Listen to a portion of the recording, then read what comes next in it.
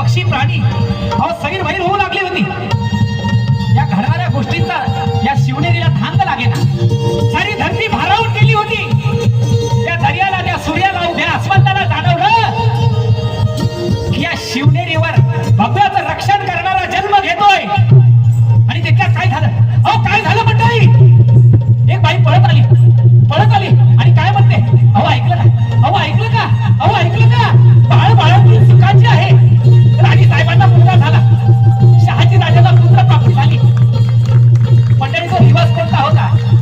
फाल्गुन मध्य तृतीया शके 1551 म्हणजे 19 फेब्रुवारी 1630. त्या सूर्यास्ताच्या वेळी हिंदवी स्वराज्याचा तेजस्वी सूर्य उदयास आला.